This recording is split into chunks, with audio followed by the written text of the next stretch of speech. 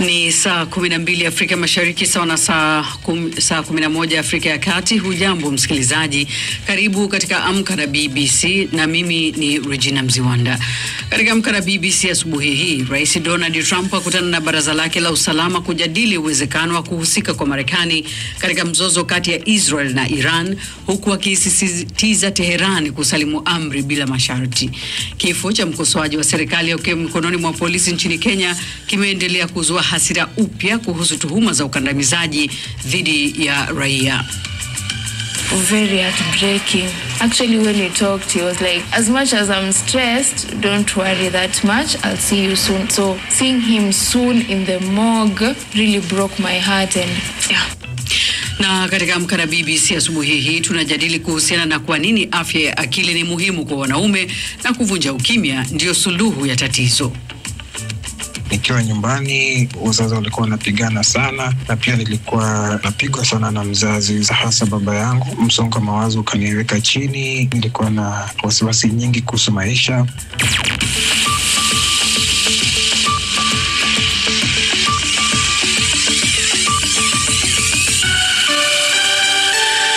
Kwanza ni muktasari wa habari za ulimwengu na msomaji ni Florian Kaijage. Asante sana Regina Mziwanda. Wabunge huko Uingereza wamepiga kura kubadilisha sheria ya utoaji mimba ili kukomesha wanawake wa England na Wales kufunguliwa mashtaka kwa kukatisha ujauzito wao. Kura ya kishindo ya kuharamisha utaratibu huo ndio badiliko kubwa zaidi la sheria ya utoaji mimba nchini England na Wales kwa takriban miaka 60. Wanawake wanaotoa mimba nje ya sheria, kwa mfano baada ya wiki 24, hawatakuwa tena katika hatari ya kuchunguzwa na polisi. Waendesha mashtaka wa Ubelgiji wanasema wanataka kumfungulia mashtaka mwanadiplomasia wa zamani mwenye umri wa miaka 92 kwa tuhuma za kuhusika katika mauaji ya shujaa wa uhuru wa Jamhuri ya Kidemokrasia ya Kongo Patrice Lumumba mwaka 1961. Zaidi na Samba Tenzi. Ofisi ya mwendesha mashtaka imesema Etienne Davignon anatuhumiwa kuhusika na kushikiliwa na kusafirishwa kwa Lumumba kinyume na sheria kisha kumdhalilisha.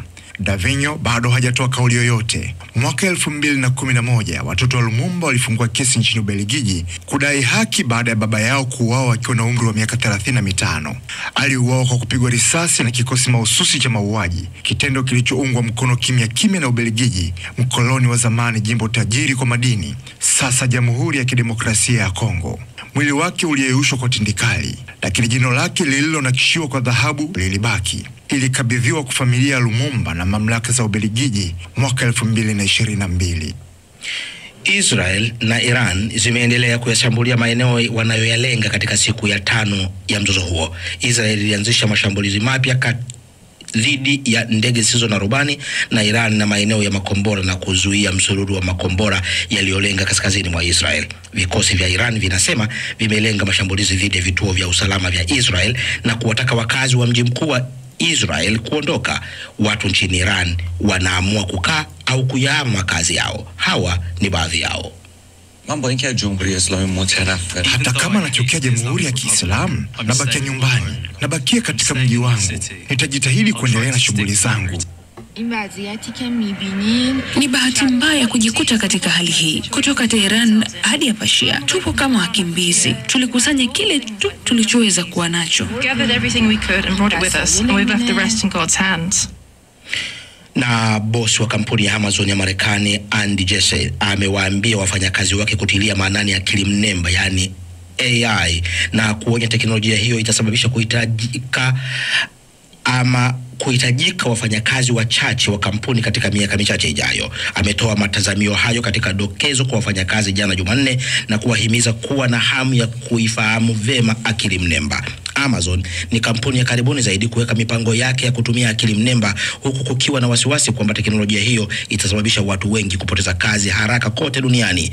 Jassy amesema anatarajia akili mnemba itasaidia mafanikio ya ufanisi ambayo yatairuhusu kampuni hiyo iliyoajiri watu milioni 1.5 kote duniani kupunguza wafanyakazi. Hii ni BBC.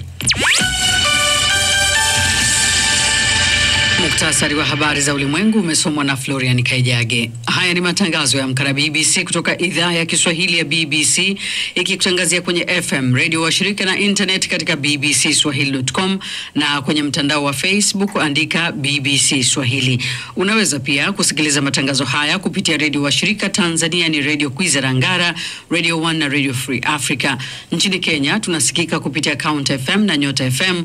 Kule Uganda tusikilize kupitia Voice of Karamoja na Radio Kitara, na Jamhuri ya Kidemokrasia ya Kongo tusikilize kupitia Radio Muungano Beni. Mimi ni Regina Mziwanda. Na kama ulivyosikia kwenye muktasari, Rais Donald Trump amekutana na baraza lake la usalama kujadili uwezekano wa kuhusika kwa Marekani katika mzozo kati ya Israel na Iran. Awali, Rais Trump aliitaka Teherani ijisalimishe bila ya masharti. Mkutano huo uliofanyika ikulu ya White House uliendelea kwa takriban dakika 90, na kwa mujibu wa taarifa hakukuwa na makubaliano ya pamoja miongoni mwa washauri wa rais na wa masuala ya usalama. Skola Kisanga anaarifu zaidi. Rais wa Marekani Donald Trump, baada ya mkutano huo na baraza lake la usalama uliodumu kwa dakika 90, alizungumza pia na waziri mkuu wa Israel Benjamin Netanyahu. Wakati huo huo, katika mfululizo wa ujumbe kwenye mitandao ya kijamii, kiongozi mkuu wa Iran Ayatollah Ali Khamenei alisema Iran haitakuwa tayari kufanya makubaliano na Israel, akiongeza kwamba vita ndio kwanza vimeanza, ambapo inasemekana kuwa ni kauli yake ya kwanza hadharani tangu Rais Donald Trump aseme Marekani haitamuua kiongozi huyo wala kwa sasa. Kumeendelea mashambulizi zaidi ya Israel dhidi ya Iran katika siku ya 6 ya mzozo unaoendelea. Wakazi wa Tehran waliripoti milipuko katika mji mkuu wa Iran na katika jiji jirani la Karaj. Rais wa Ufaransa Emmanuel Macron ameonya kwamba jaribio lolote la kutaka kubadilisha utawala nchini Iran litasababisha machafuko zaidi. Akizungumza na waandishi wa habari kwenye mkutano wa G7 nchini Canada, alielezea matumaini yake kwamba Marekani huenda itaanzisha tena mazungumzo ya kidiplomasia. Naamini kosa kubwa litakalofanyika leo ni kubadilisha utawala nchini Iran kwa kupitia jeshi, kwa sababu hilo litaleta machafuko zaidi. Kwa hiyo jukumu letu ni kuanzisha mazungumzo mapema iwezekanavyo kuhusu namna ya kukabiliana na masuala ya mpango wa nyuklia. Naye rais wa Uturuki Recep Tayyip Erdogan anamshutumu waziri mkuu wa Israel Benjamin Netanyahu kuwa ni tishio kubwa zaidi kwa usalama wa kikanda. Ni taarifa yake Skola Kisanga.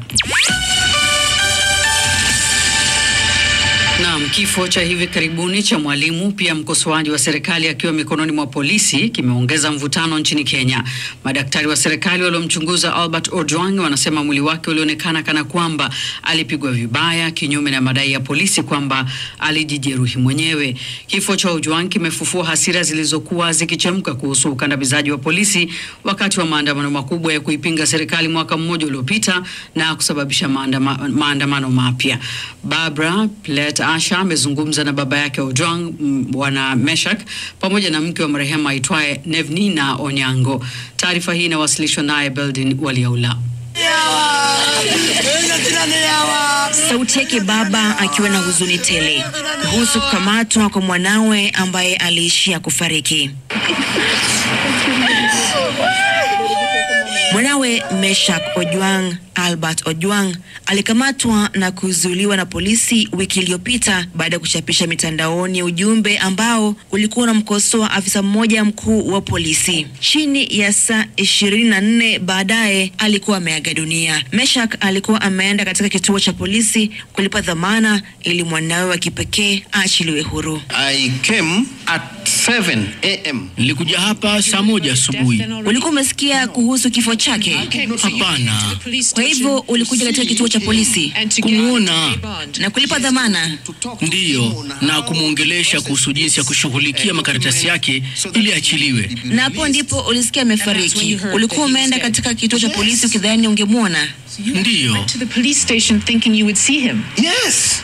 Familia ya Albert inashangaa iwapo mwanao atapata haki. Our constitution. Katiba yetu imekuwa kama gazeti ya kusomwa. Kesho tunaisahau. Nimesikia mambo mengi kuhusu ukatili wa polisi. Things concerning police brutality. Tayari mwanaume mmoja amefikishwa mahakamani na rais wa Kenya ameamrisha uchunguzi kufanyika, huku afisa wa polisi aliyekuwa mlalamishi kwa amechafuliwa jina na chapisho la Albert kwenye mitandao akijiondoa katika wadhifa wake kwa muda ili kutoa nafasi ya uchunguzi kufanyika. Hii yote ilikuwa ni kama si kweli kwa mkewe Albert, Nevnina, hadi pale alipouona mwili wake katika chumba cha kuhifadhia maiti. Wakati tulipozungumza alisema nina msongo wa mawazo ila usiwe na hofu juu yangu. Tutaonana hivi karibuni. Nadhani hao ndio yalikuwa maneno yake ya mwisho. Kwa hivyo kumuona katika chumba cha kuhifadhia maiti ilinivunja moyo.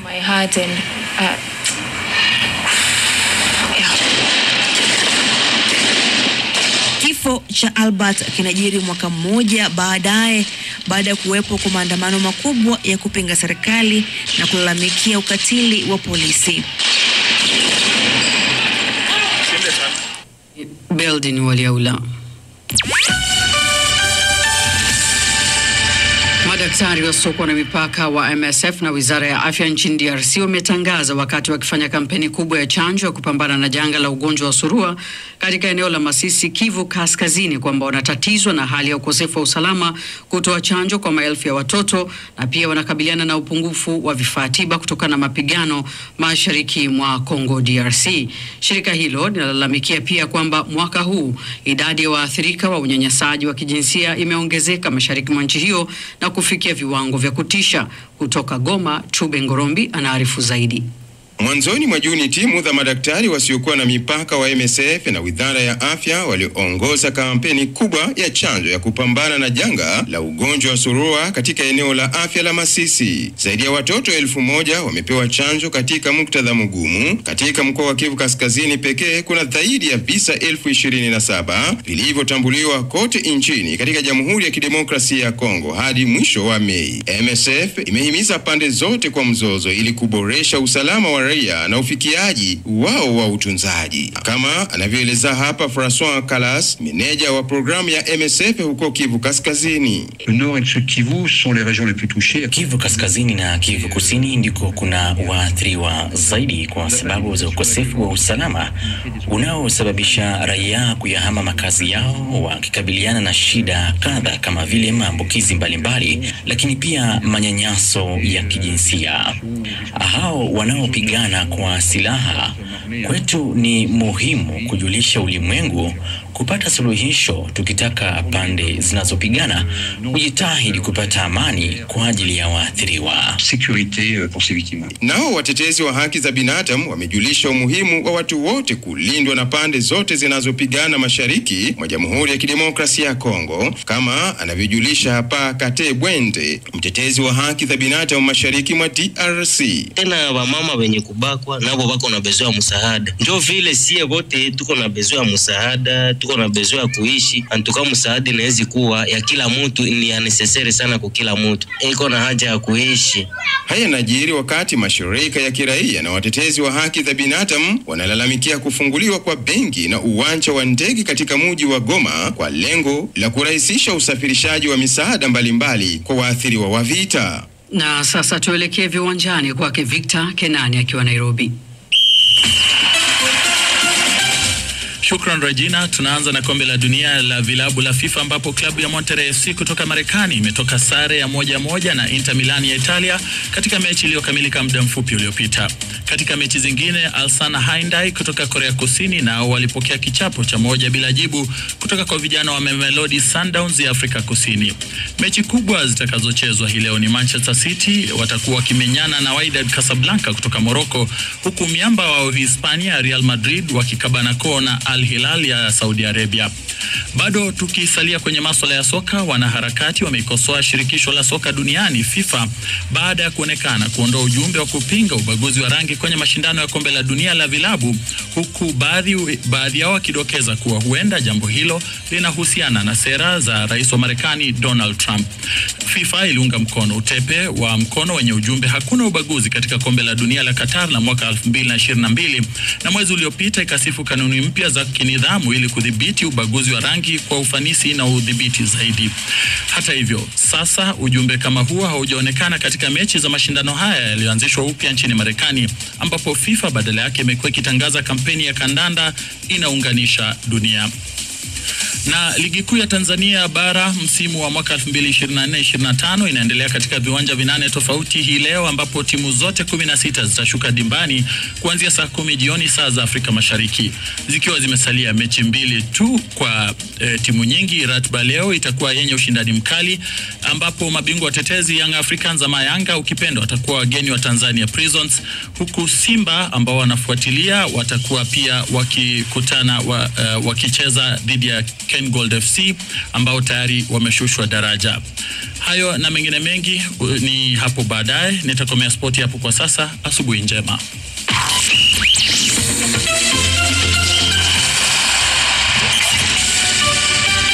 Habari kwa asubuhi ya leo ni pamoja na Rais Donald Trump akutana na baraza lake la usalama kujadili uwezekano wa kuhusika kwa Marekani katika mzozo kati ya Israel na Iran, huku akisisitiza Teherani kusalimu amri bila masharti. Kifo cha mkosoaji wa serikali akiwa mikononi mwa polisi nchini Kenya chazua hasira upya kuhusu tuma za ukandamizaji wa polisi, na tutajadili kuhusiana na kwa nini afya ya akili ni muhimu kwa wanaume na kuvunja ukimya ndio suluhu ya tatizo. Hii ni BBC.